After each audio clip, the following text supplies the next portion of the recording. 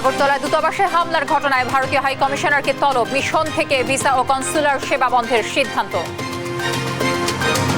Doctor ইউনূসের সঙ্গে বৈষম্য বিরোধী ছাত্র আন্দোলনে বৈঠক, দেশের সার্বভৌমত্ব ও অখণ্ডতার প্রশ্নে ভারতকে ছাড় না দেওয়ার দাবি।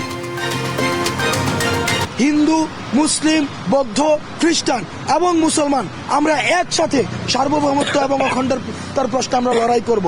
সংবিধান সংস্কার নয়, পুনর্লিখন চায় নাগরিক কমিটি। 2 বারের বেশি রাষ্ট্রপতি প্রধানমন্ত্রীর সুযোগ বন্ধ সহ 69 দফা প্রস্তাব। সেবা খাতে দুর্নীতির শীর্ষে পাসপোর্ট, বেশি ঘুষ লাগে বিচার পেতে, প্রতিবেদন টিআইবির, ভুক্তভোগী 71% পরিবার। এবং ভারতীয় লোকসভায় বাংলাদেশ প্রসঙ্গ, সংখ্যালঘুর ওপর নির্যাতনের মিথ্যাচার তৃণমূল নেতার, সরকারকে ব্যবস্থা নেওয়ার দাবি।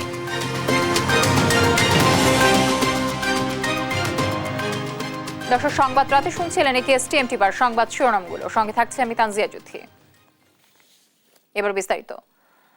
ভারতের আগরতলায় বাংলাদেশের সহকারী হাই কমিশনের হামলার ঘটনায় দেশটির হাই কমিশনারকে তলব করে পররাষ্ট্র মন্ত্রণালয়। সাক্ষাৎ শেষে হাই কমিশনার প্রণয় ভার্মা বলেন, একটি বিষয়কে কেন্দ্র করে ভারত বাংলাদেশ সম্পর্ক আটকে থাকার কোনো কারণ নেই। শান্তি, নিরাপত্তা এবং উন্নয়নের স্বার্থে অন্তর্বর্তী সরকারের সঙ্গে কাজ করতে ইচ্ছুক বলেও জানান তিনি। এদিকে নিরাপত্তার কারণে আগরতলা মিশনে ভিসা ও কনসুলার সেবা বন্ধের কথা জানিয়েছে পররাষ্ট্র মন্ত্রণালয়। জান্নাতুল মোহনা রিপোর্টে বিস্তারিত।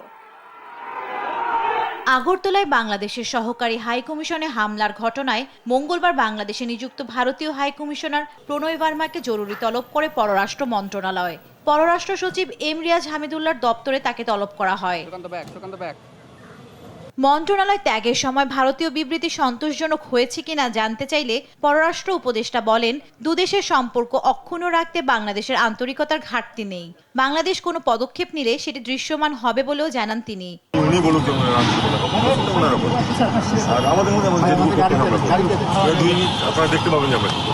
বৈঠক শেষে ভারতীয় হাই কমিশনার জানান, ভারত বাংলাদেশের সম্পর্ক বহুমাত্রিক। একটি বিষয়কে কেন্দ্র করে দুই দেশের সম্পর্ক আটকে থাকার কোনো কারণ নেই। We have such wide-ranging relationship, multifaceted relationship, and as I've said, you cannot reduce it to one issue or one agenda. We are working across so many issues, and we really want to build a positive, stable, constructive relationship moving forward. There's so many things we are doing. There are so many interdependencies we have, and we want to build on those interdependencies to mutual benefit. তিনি আরো বলেন, শান্তি, নিরাপত্তা এবং উন্নয়নের স্বার্থে অন্তর্বর্তী সরকারের সাথে কাজ করতে ইচ্ছুক Bharat. Our cooperation benefits our two peoples.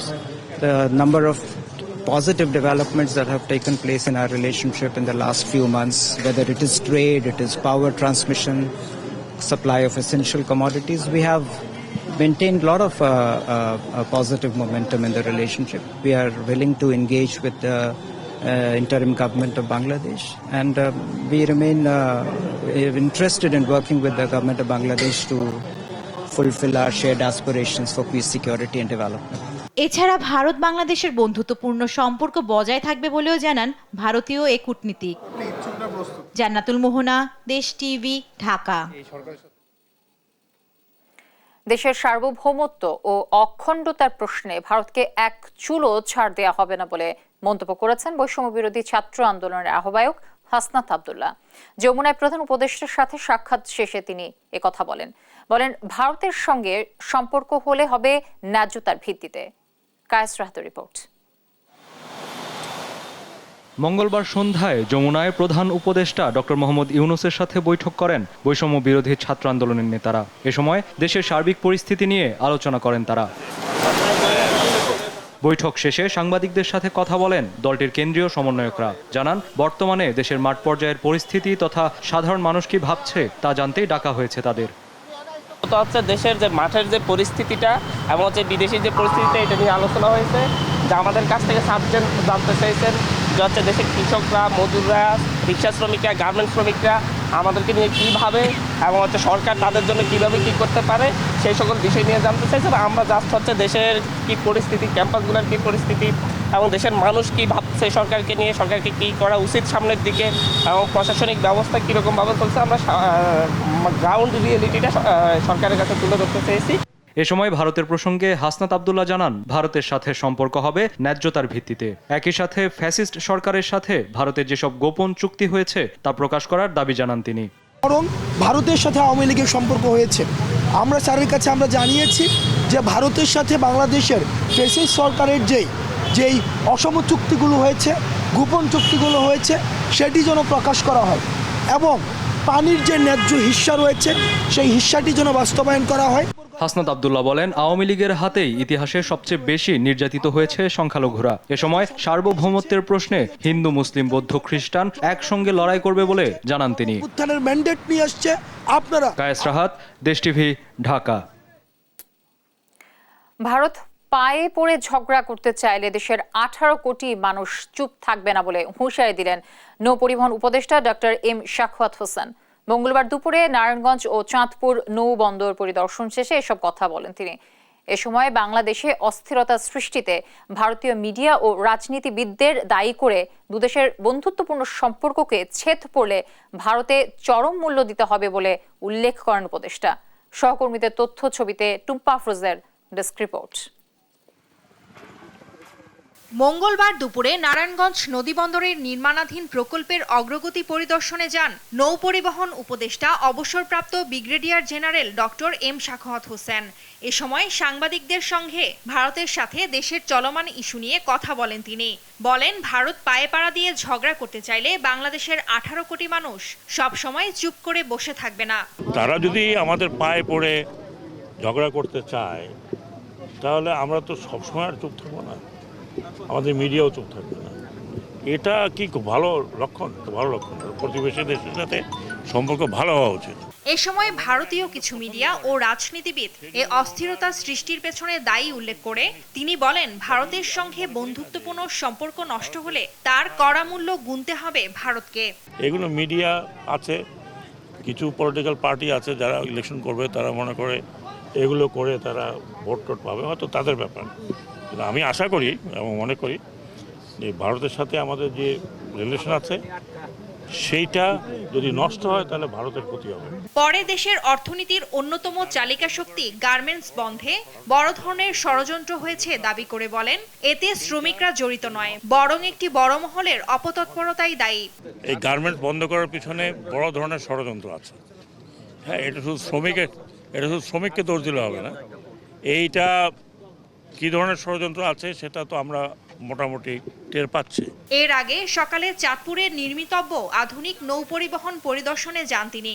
এ সময় পায়ে পড়ে বিরোধে জড়ালে দেশের মানুষ কোনোদিনও ভারতমুখী হবে না বলে মন্তব্য করেন তিনি। আমরা আমাদের প্রতিবেশীদের সাথে শান্তিতে থাকতে চাই, কিন্তু ওনারা যদি পায়ে পড়ে ঝগড়া করেন তাহলে বাংলাদেশের লোক তো আর কোনোদিন ওই দেশমুখী হবে না। প্রতিবেশীদের সাথে শান্তিপূর্ণ সম্পর্ক চায় বাংলাদেশ, তবে এভাবে উদ্দেশ্য প্রণোদিতভাবে দেশকে অস্থির করার চেষ্টা করলে ভারতও স্বস্তিতে থাকবে না বলে সতর্ক করেন তিনি। যদি বাংলাদেশকে এইভাবে হেনস্থা করতে থাকে, মনে রাখবেন এটা 18 কোটি লোকের দেশ। এটা অন্য ছোটখাটো দেশ আপনাদের আশেপাশে যা আছে তা নয়। টুম্পা আফরোজ, নিউজ ডেস্ক, দেশ টিভি। সংখ্যালঘু নির্যাতনের জন্য জাতিসংঘ শান্তি রক্ষা মিশন দরকার হলে সবার আগে ভারতের প্রয়োজন বলে মন্তব্য করেছেন বিএনপির স্থায়ী কমিটির সদস্য ইকবাল হাসান মাহমুদ টুকু। বলেছেন, বাংলাদেশের অন্তর্বর্তী সরকার ও জনগণের সঙ্গে সম্পর্ক না গড়ে উঠলে উল্টো পথে হাঁটছে ভারত।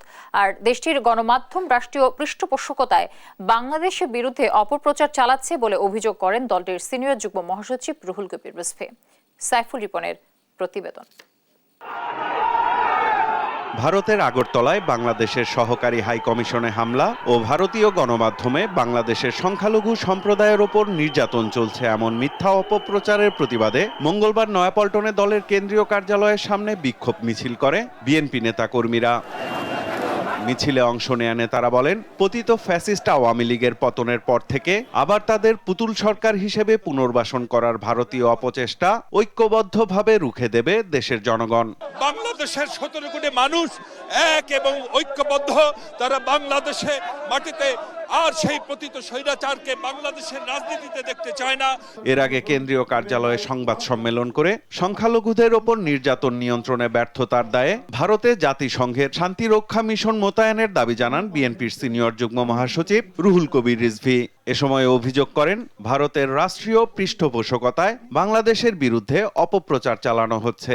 আগরতলায় কূটনৈতিক মিশনের উপর এহেন নজিরবিহীন হামলা Vienna convention on diplomatic relation 1961 এর সুস্পষ্ট লঙ্ঘন। তাদের মাস্টার প্ল্যানের অংশ হচ্ছে বাংলাদেশকে অস্থিতিশীল করো।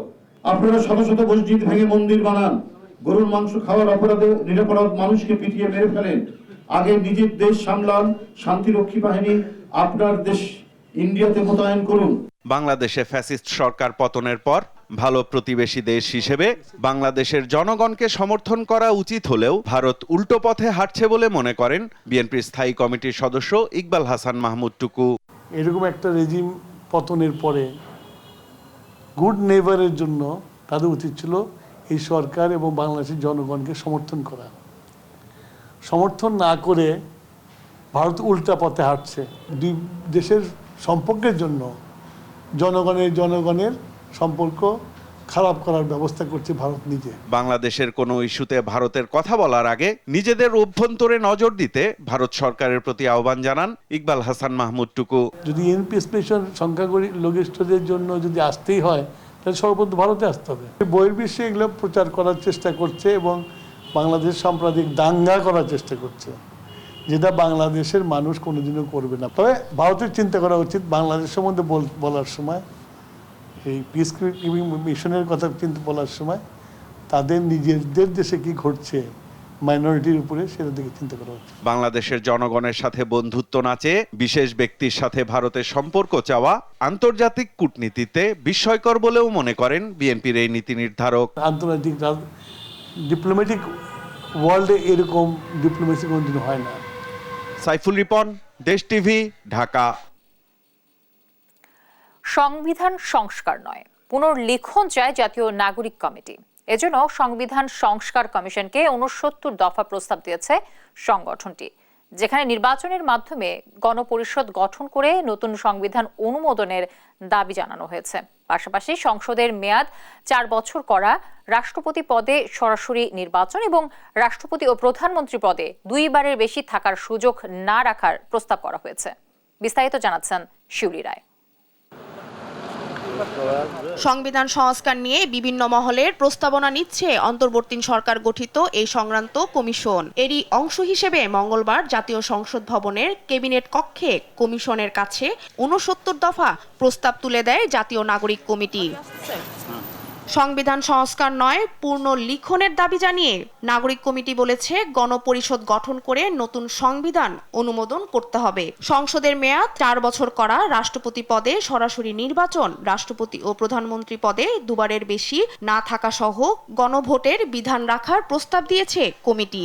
সংবিধানকে চেঞ্জ করার যে প্রক্রিয়াটা আছে, আমরা চাই যে সেই প্রক্রিয়াটা আর না থাকুক এবং আমরা চাচ্ছি যে ২ বারের বেশি প্রধানমন্ত্রী, যেটা হচ্ছে পরপর বলা হচ্ছে যে ২ বারের বেশি প্রধানমন্ত্রী থাকা যাবে না, এবং আমরা চাচ্ছি যে জীবনে কেউ ২ বারের বেশি প্রধানমন্ত্রী হতে পারবেন না, এই আইনটা থাকুক আমাদের সংবিধানে। এছাড়া ২ কক্ষ বিশিষ্ট সংসদ চালু, উচ্চকক্ষের ১০০ আসন আনুপাতিক পদ্ধতিতে বন্টন এবং নিম্নকক্ষে ৩০০ আসনে সরাসরি নির্বাচনে প্রস্তাব করা হয়েছে। উচ্চকক্ষ ১০০ আসন বিশিষ্ট এবং যেটা পিআর সিস্টেমে হবে, এবং নিম্নকক্ষ আইনসভা সেটা ৩০০ আসন বিশিষ্ট হবে। সংরক্ষিত নারী আসনের ক্ষেত্রে আমরা বলেছি সেটা থাকতে পারে, তবে সময়ের পরিক্রমায় সেই জিনিসটা একসময় গিয়ে হয়তো বন্ধ হতে পারে। সংবিধানের ভারসাম্য রক্ষায় ৬৯ দফা প্রস্তাবনা গুরুত্বপূর্ণ বলে দাবি করেন জাতীয় নাগরিক কমিটির নেতারা। শিউলি রায়, দেশ টিভি, ঢাকা। ভারতীয় লোকসভায় বাংলাদেশ প্রসঙ্গ। বাংলাদেশে হিন্দু ও অন্যান্য সংখ্যালঘুর উপর নির্যাতন হচ্ছে এমন মিথ্যাচার করেন তৃণমূল নেতা সুদীপ বন্দ্যোপাধ্যায়। সরকারকে ব্যবস্থা নেওয়ার দাবি জানান তিনি। এদিকে বাংলাদেশে জাতিসংঘে শান্তি বাহিনী পাঠানো প্রসঙ্গে মমতা বন্দ্যোপাধ্যায়ের ভিত্তিহীন বলে মন্তব্য করেন লোকসভার এমপি শশী থারুর। নীরব দাসের রিপোর্ট।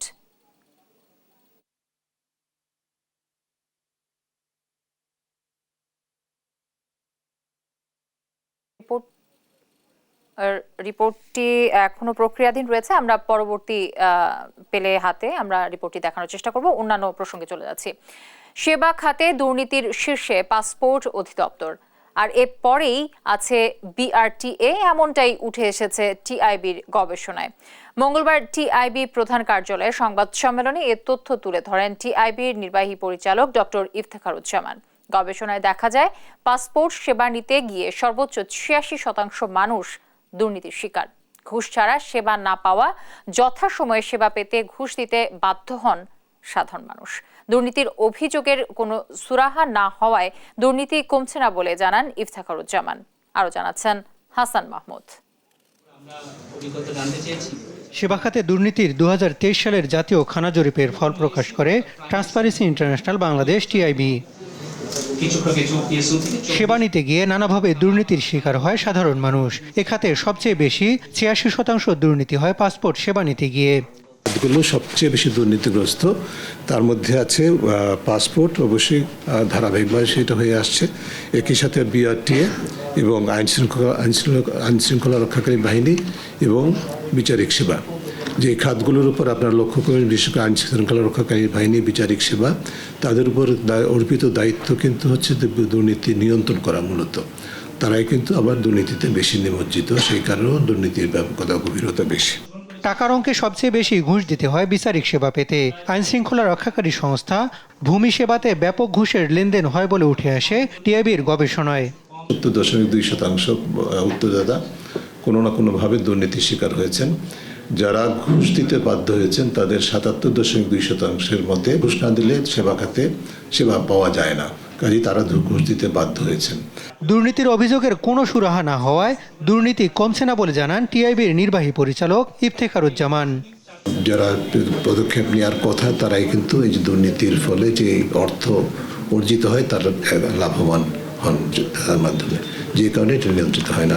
হাসান মাহমুদ, দেশ TV, Dhaka. BNP chairperson Begum Khaleda জিয়ার সঙ্গে সৌজন্য সাক্ষাৎ করেছেন পাকিস্তানের রাষ্ট্রদূত সৈয়দ আহমেদ মারুফ। এই সময় তিনি খালেদা জিয়ার শারীরিক অবস্থার খোঁজ নেন। মঙ্গলবার রাত 8:30টার দিকে বিএনপি চেয়ারপারসনের গুলশানের বাসভবন ফিরোজার সৌজন্য সাক্ষাৎ শেষে সাংবাদিকদের সাথে কথা বলেন স্থায়ী কমিটির সদস্য ডক্টর এজেড-এম জাহিদ হোসেন। ভবিষ্যতে বাংলাদেশের সাথে পাকিস্তানের দ্বিপাক্ষিক সম্পর্ক নিয়ে আলোচনা হয়েছে। এ সময় তিনি বলেন, বর্তমানে পাকিস্তানের সাথে বিএনপির যে সম্পর্ক তা নতুন করে দৃঢ় হচ্ছে। সাথে বাংলাদেশ পাকিস্তানের যে রিলেশন, সেই রিলেশনকেই তারা আবার নতুন করে আগামী দিনে যাতে ঝালাই করতে পারে, মিনস তারাও আরও নতুন উচ্চতায় নিয়ে যেতে পারে, সেজন্যই ওনার সাথে কথাও বলেছে এবং ওনারা ম্যাডামকে ম্যাডামের চিকিৎসার জন্য খোঁজখবর নিয়েছেন, কোথায় যাবেন, কি অবস্থা হবে বা কি চিকিৎসা হবে, কবে নাগাদ উনি ফিরতে পারেন, এই সমস্ত বিষয়ে উনি খোঁজখবর নিয়েছেন।